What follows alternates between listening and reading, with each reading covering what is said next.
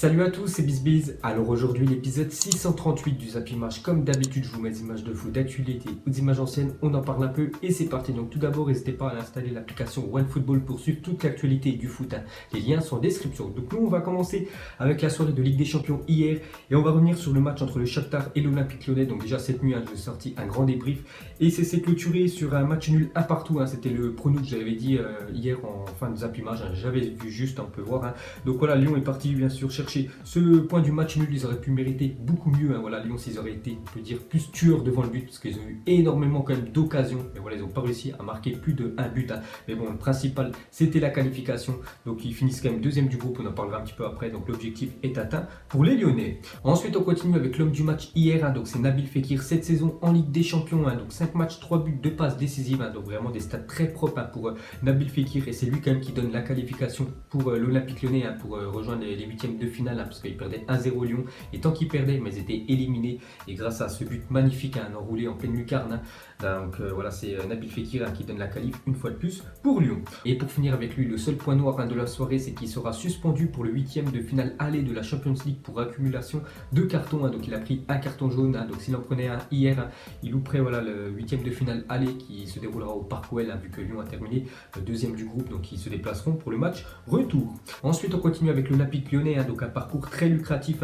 Donc déjà bien assuré cette saison, 53 millions d'euros. Voilà, quand tu te qualifies en huitième de finale, c'est le jackpot pour tous les clubs. C'est pour ça que c'est vraiment important de se qualifier, surtout au niveau comptable, parce que voilà, 53 millions d'euros déjà assurés dans les caisses de l'Olympique Lyonnais. Donc si on compare avec l'année dernière, c'était seulement 12 millions d'euros. Bon, l'année dernière ils ont joué l'Europa League, et il y a 2 ans ils sont quand même allés jusqu'en demi-finale d'Europa League perdue contre l'Ajax Amsterdam. Ils avaient récolté 48,5 millions d'euros, alors que cette année, juste une qualification en huitième de finale, c'est déjà 53 millions d'euros, plus les droits TV à partager. Et bien sûr, s'ils vont encore plus loin, voilà, leurs revenus vont encore augmenter. Et pour finir avec l'Olympique Lyonnais, donc ils sont qualifiés pour les huitièmes de finale de la Ligue des Champions avec quand même 5 matchs nuls. Donc cela ne s'était plus produit dans la compétition depuis 1999-2001. C'est vrai que sur leurs 6 matchs, ils ont fait 5 matchs nuls, une victoire. Et si on compare avec les autres équipes qui n'ont pas perdu, c'est vrai que Lyon pas perdu cette année en Ligue des Champions, donc eux, une victoire, 5 matchs nuls, et aussi le Barça, Porto, Bayern et l'Ajax qui n'ont pas perdu cette année en Champions League.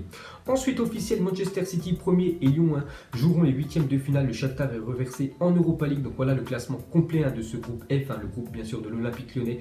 Donc voilà, c'est un classement, on peut dire, plutôt logique. Quand même, City a dominé voilà, ce classement. Donc ils ont tout gagné sauf Lyon, où ils ont fait un match nul et une défaite.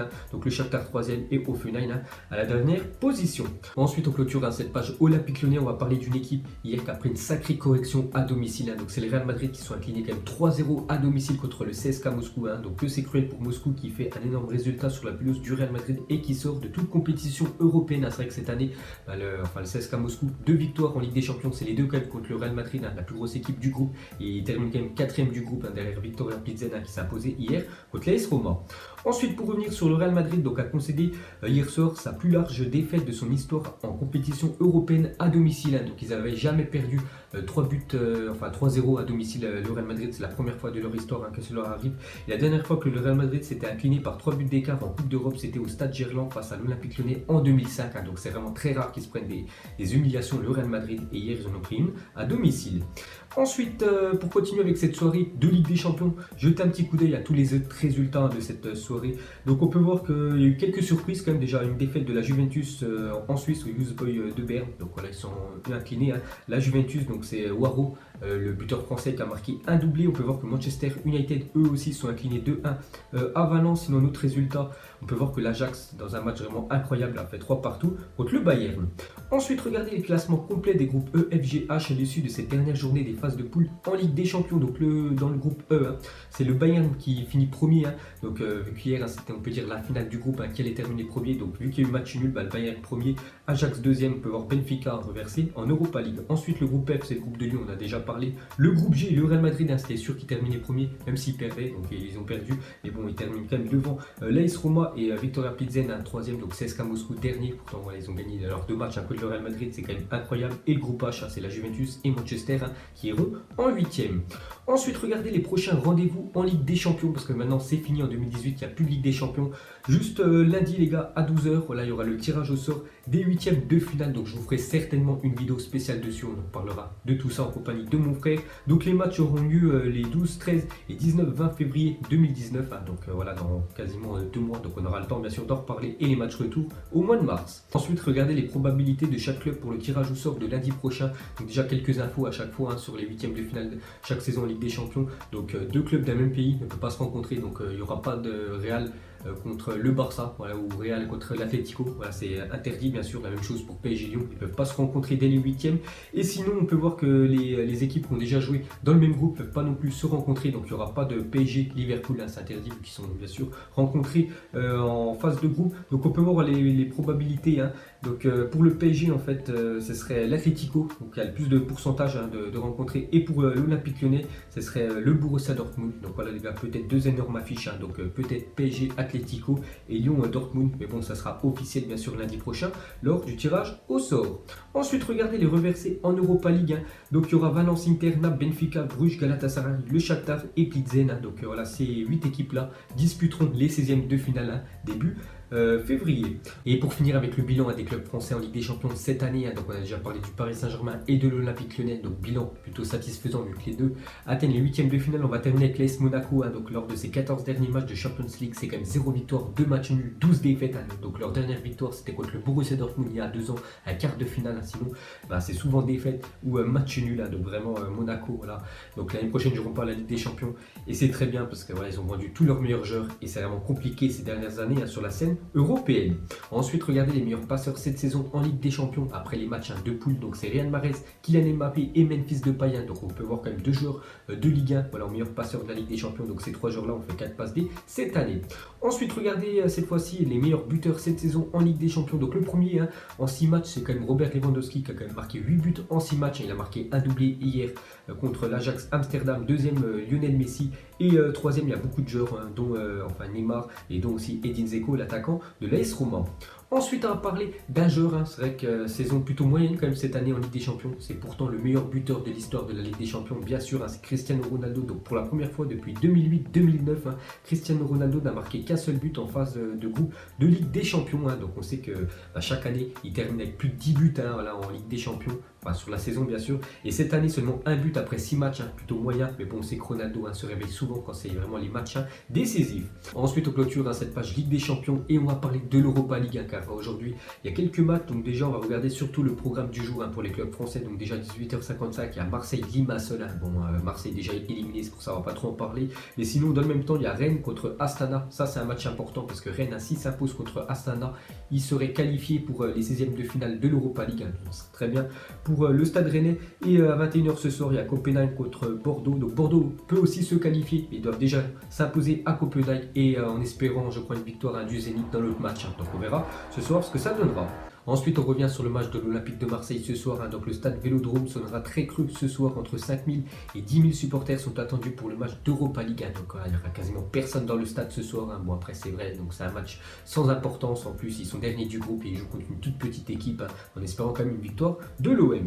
Ensuite, regardez ce geste très dangereux de Thomas Müller hier contre l'Ajax Amsterdam. Donc c'était le défenseur gauche argentin de l'Ajax qui a pris ce tac quand même dans la tête. Donc Thomas Müller a été sanctionné directement d'un carton rouge.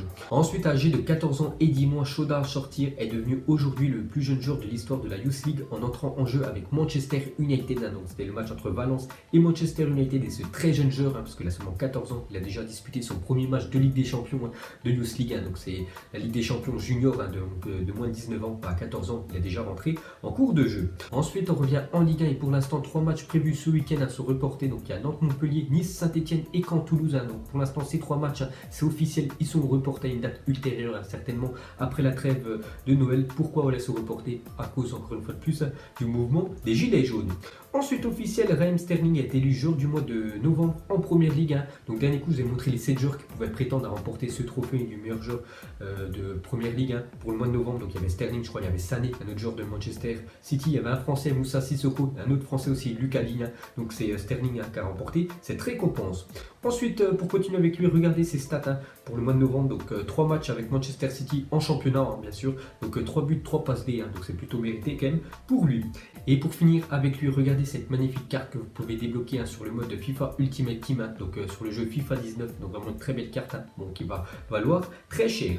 Ensuite, à parler de Iker Casillas, est devenu hier le deuxième joueur de l'histoire à atteindre la barre des 100 victoires en Ligue des Champions, hein, donc le premier joueur à l'avoir atteint, Cristiano Ronaldo, il y a 15 jours. Hein. Donc voilà les gars, Iker Casillas, hein, ancienne légende du Real Madrid et à Porto, hein, parce que voilà, il est plutôt bon, hein, et surtout son club de Porto finit premier du groupe, hein. Donc avec cette victoire obtenue contre Galatasaray 3-2, bah, c'est quand même la 100e victoire de Casillas en Ligue des Champions dans sa carrière. Ensuite, selon la RAI, le Napoli réclamerait 150 millions d'euros pour lâcher Kalidou Koulibaly, pisté par Manchester United. Donc déjà Manchester United avait proposé 100 millions d'euros refusés, hein, par le Napoli. Donc Napoli en réclame quand même 150 millions d'euros, c'est quand même énorme, hein, pour un défenseur. Ensuite, selon Sportbill, l'UEFA songerait à modifier les jours des matchs de Champions League en les programmant le week-end, hein. Donc je ne sais pas si c'est quand même une bonne nouvelle, hein, voilà, de programmer des matchs de Ligue des Champions le week-end. C'est très bien le mardi et mercredi, après c'est mon point de vue. Mais bon voilà, ils pourraient bien sûr changer et les mettre le week-end, hein. Donc bon, moi je suis pas très pour cette réforme-là. Et pour finir ce zappimage, donc officiel est nominé pour le but de la semaine en Ligue des Champions. Donc on a le choix entre Fekir, Dembélé, Dybala et Sané. Donc moi je mettrais plus une pièce quand même sur Ousmane Dembélé avec son raid solitaire, hein, contre Tottenham. Et on peut aussi voir les nominés pour le titre du meilleur joueur de la semaine en Ligue des Champions. Donc il y a Waro, Sané, Neymar et Robertson, hein, le défenseur gauche de Liverpool. Donc je mettrais Waro. Donc pour moi le duo ça serait Waro et enfin Ousmane Dembélé, hein, pour le plus beau but de la semaine. Donc vous mettrez tout ça en commentaire. Donc voilà les gars, la fin de Zappimage 638. Donc si ça vous a plu, un petit like et je vous ferai l'épisode 639 demain. Donc moi je vous laisse et je vous dis à la prochaine comme d'habitude. Ciao à tous. Donc on l'a maquillé avec des mensonges. Et que son âme est moche, plus qu'à la maquiller avec des mensonges. Je sais pas ce qui se passe dans ma tête. Parfois, je voudrais sauver la terre. Parfois, je voudrais la voir brûler. Ça va pas trop, je roule un terre. Trop de haine pour 9 mètres carrés. Tristesse, faut pas.